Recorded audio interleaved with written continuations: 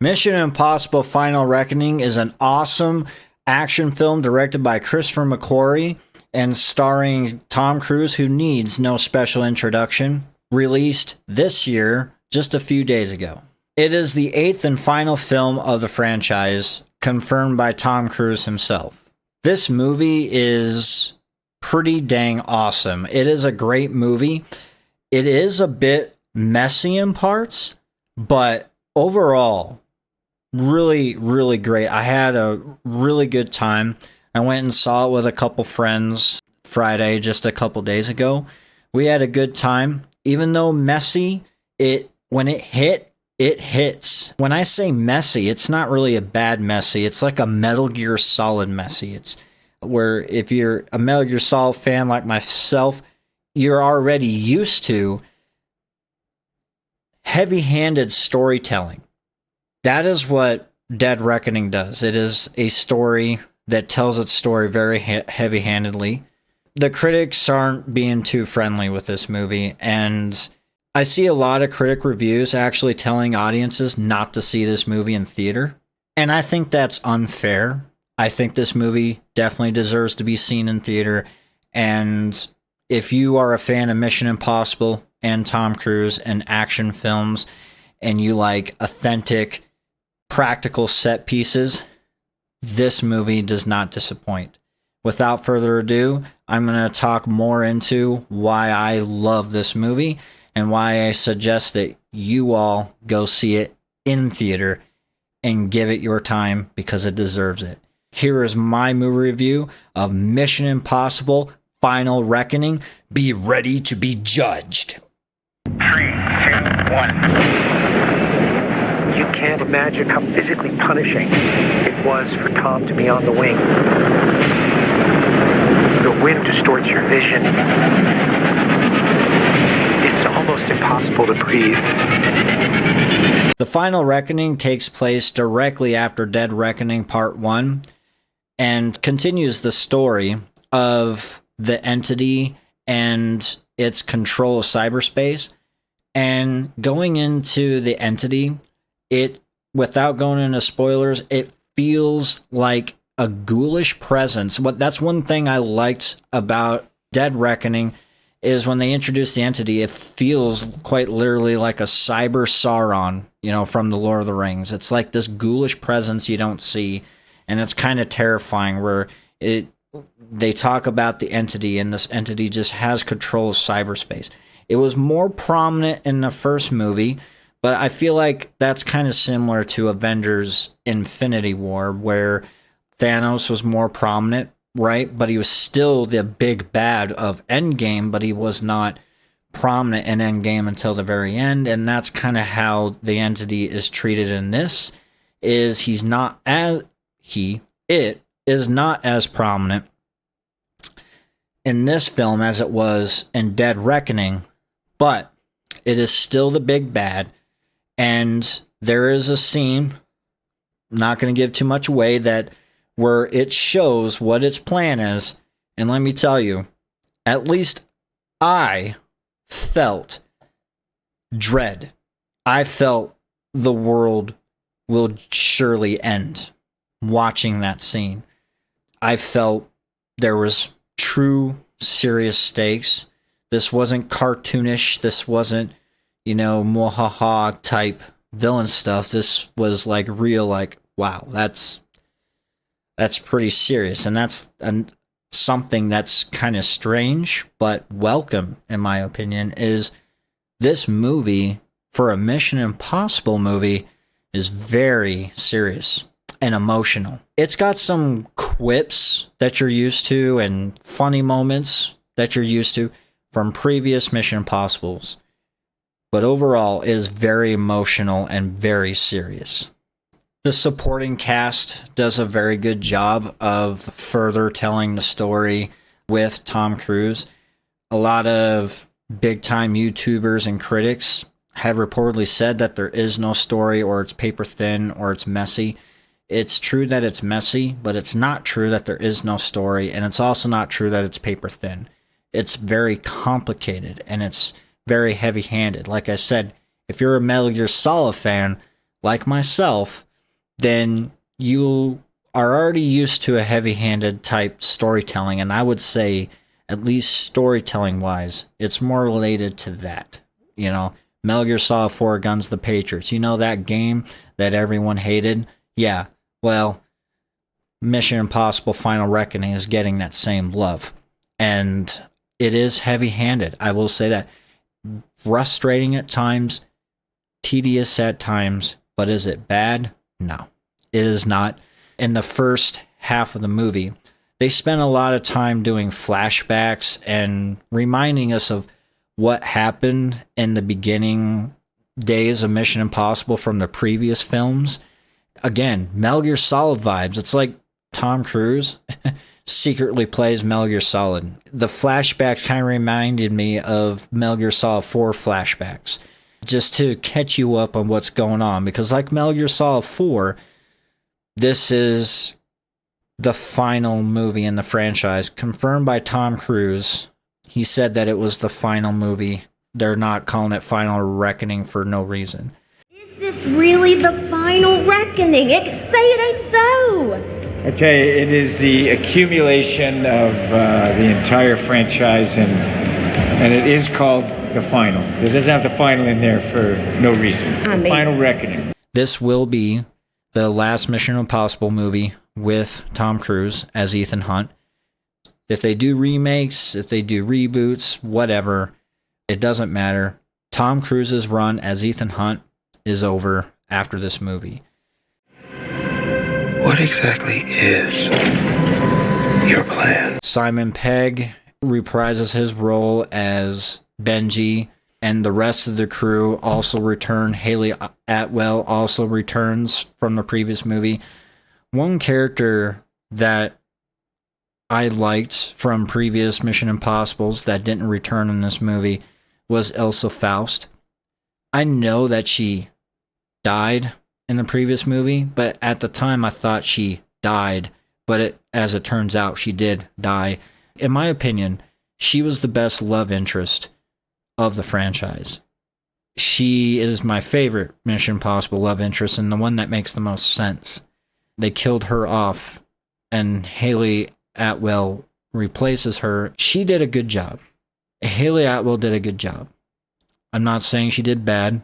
Benji wasn't as prominent as he was in previous installments, and neither was Luther. They did this whole thing with Luther in the beginning. Not going to spoil it. And they have some new characters. I was surprised to see the girl who did Mantis in the Guardians of the Galaxy movies.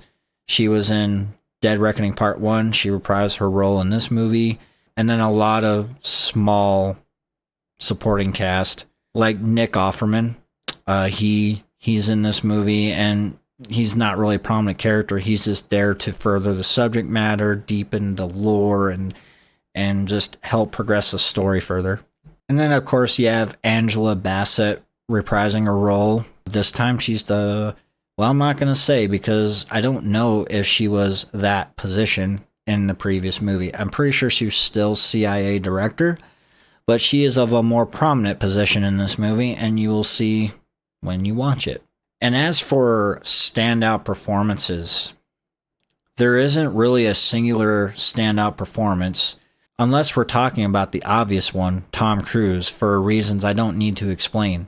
If you've seen Tom Cruise movies before, you know that he's going to be the standout. He does all of his stunts. He has amazing acting ability, and he works hard. He worked hard on this movie, and that's a reason why I would say don't listen to the big YouTubers and critics that say wait for streaming or don't go see this movie in the theater. I would definitely see this one in the theater. If you're a big fan of Mission Impossible or a fan of action movies, this is worth seeing in the theater, especially since Tom Cruise and Christopher McQuarrie put so much time and effort, as did the rest of the cast and crew. There was a lot of work to be done. They went to real locations. One in Norway, which was really cold. I think they said -40 below zero. The things that are fascinating about this movie aren't just the real life locations. It's the practical stunts. Most notably, Tom Cruise's stunts, who does his own stunts. One in particular isn't a spoiler, it's in the trailer. There's this scene on a propeller biplane where he's basically wing walking on the plane.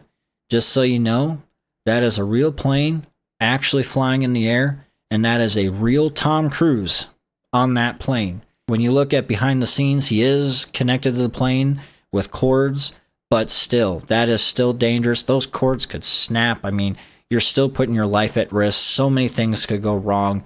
And Tom Cruise is literally risking his life just to entertain us. It's nuts. The trailer does the actual scene no justice. When you watch it in the actual movie, believe me, that was definitely a standout scene in the movie. You gotta note, this is a 62-year-old man. I think he's 62. A 62-year-old man being thrown around on an airplane. Like, what's he doing on the outside of a plane? You're supposed to be inside of planes, but it's Tom Cruise. He always does stuff like that. And you might think, oh, they already did that in Rogue Nation. No.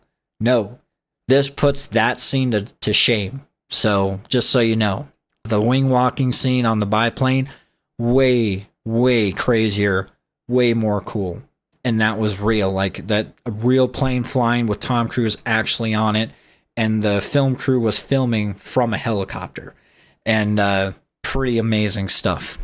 My personal favorite part of the movie, also on the trailer, is there's a part where he goes underwater in the ocean in the submarine wreck. And there's no dialogue to that scene. Just ominous music. And that's all you need. You just need Tom Cruise doing Tom Cruise things underwater with ominous music. It was intense. It was edge of your seat. So well done. Industrial Light and Magic did an outstanding job doing the visual effects of this movie, and it shows very prominently in this scene. George Lucas should be proud. For those who don't know, George Lucas created Industrial Light and Magic in the 70s to make Star Wars, and it's so cool to see George Lucas's legacy and what he has done for film live on in film. Most importantly, for visual effects. It may not be the same people in it, but it's still ILM, and it's still George Lucas's legacy being part of this awesome movie. Yeah, definitely my favorite part in the movie for sure. It gave me Soma vibes and Subnautica vibes. 2 video games underwater. When you exclude the monsters from both games, just talking about the atmosphere and the setting and the sound effects and just the overall feel you get, it was kind of horrifying. I am a firm believer that the ocean is the scariest place on Earth. And this scene in Final Reckoning showed that. It was cool to see a scene like that in a movie. It may not have monsters, but it was still awesome. There was parts where he jumped out of a helicopter in the ocean, also shown in the trailer. It's very much a Tom Cruise movie, doing Tom Cruise things. It's what you expect. He pushes the envelope. He does things he's never done before. He learns skills he's never done before. And it's just breathtaking. Going to the story, the writing of the story, there are times where it is annoying and tedious and frustrating. But the term boring never comes to mind. This movie is not boring. It is fun. It's entertaining. It's edge of your seat. It's great. It's not the best Mission Impossible. I still give that to Ghost Protocol. I know most people give it to Fallout, but Ghost Protocol is and always will be my favorite Mission Impossible movie. But this is definitely a great Mission Impossible movie. And if they end it here for real, I'm satisfied. The action scenes here were great as well. Anyone who knows me knows that I'm big into editing, not just in action sequences, but also exposition scenes and character scenes, just regular scenes and how they transition and how they're edited. And I'm not the biggest fan of shaky cams, unless it's used it. There are certain ways that you can use shaky cams where it works in a non-annoying way. But when you're talking like action scenes where I want to see the maneuvers, I want to see the moves, I want to see the punches, I want to see the fist hit the face, don't shake the camera because I want to see it. And when you shake the camera, I can't see it. You know, use shaky cams for other scenes when you need to, if you need to at all. I would rather you not. There is one scene in The Matrix where they use a shaky cam. It doesn't really do anything, honestly. That's one instance where I will say a shaky cam is needed, and it's at the very end. It never uses shaky cams in the action scenes. The action scenes are steady, clean, clear, and I could see what's going on. I could see the fancy maneuvers and moves and punches and kicks. That's what I want to see.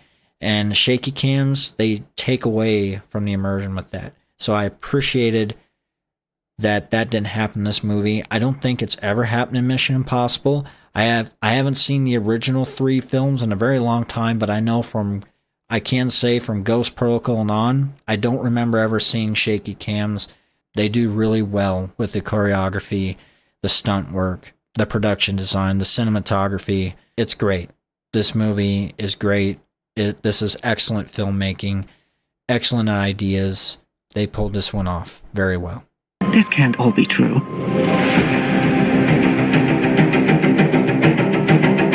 Every word. Let's talk about the soundtrack. The soundtrack was really awesome, and it wasn't done by Lorne Balfe. He initially returned to the project, but he left later for reasons that I don't know. I can't find actual reasons that are actually confirmed by the studio and Lorne Balfe of why he left. So I honestly don't know why. If anyone finds any information, like official information, not Reddit pages, please post that in the comment section because I would love to know why he left. But he did leave, and he was replaced by his long-term collaborators, Max Arouge, I hope I pronounced that correctly, and Alfie Godfrey. And honestly, they did great. And I will say, my favorite scene with Under the Ocean, not only is it my favorite scene, but the soundtrack that's used for that scene is my favorite track on the soundtrack. It is called the Sevastopol, and I love it because it's very ominous sounding, and there's parts of it that kind of reminded me of Palpatine's teachings from Revenge of the Sith soundtrack. Did you ever hear the tragedy of Darth Plagueis the Wise? No. I thought not. The budget of this movie is allegedly the 4th most expensive film ever made, ranging from $300 to $400 million. I haven't read anything that states that is set in stone. It is definitely the top 15, but allegedly it is the 4th most expensive movie ever made. Am I reading this correctly? Overall, this movie is a great film. It is a heavy-handed story. It's got its highs. It's got its lows. It is long. It has a runtime of about 2 hours and 50 minutes, almost 3 hours. It definitely feels long at times, but when it hits, it doesn't feel long. The runtime doesn't matter at that point, you know, but there are times when it's in its deep exposition, most importantly, in the first half of the film, when they're doing all the flashback scenes, there's a lot of exposition, and it kind of slows down. The pacing's a bit slow and messy, but once you get to the intense scenes, it pays off. And I will say the ending, it ended in a satisfying way, but it also wasn't an explosive ending. It is true. It's not the best in the franchise, but why does it have to be? It's a great Mission Impossible movie, and it's more than I could say for a lot of action films that come out nowadays. So to have a good action film, a great one even, is a gift. And I highly suggest, as I said multiple times in this review, go see this in theater. Support this movie because Tom Cruise worked hard on making this. Christopher McQuarrie worked hard on making this, and so did all the supporting cast and all the crew. People put their lives on the line to make this movie. This isn't one of those CGI heavy films. This is a very practical film. People could have died if things went wrong. It wasn't just that, it was also done well. Very well. For my final rating, I give this movie an 8 out of 10, which is great for me. When I give a movie a 7 out of 10 or higher, it is a good movie and I can rewatch it over and over. And rewatchability is what I look for in movies.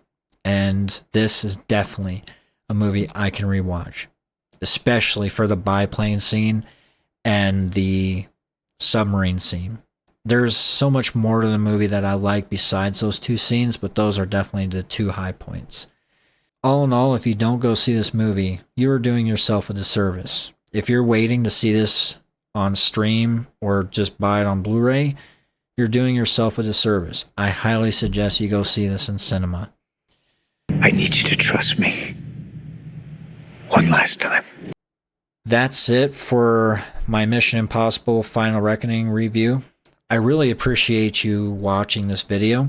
I hope you enjoyed my thoughts on this, and let me know in the comment section what you think of Mission Impossible Final Reckoning. Let me know how you rank all the Mission Impossible films. Maybe one day I'll do a ranking of all 8 Mission Impossible films. Thank you so much for watching. Don't forget to hit the like button and subscribe. I will see you next time. Be ready to be judged.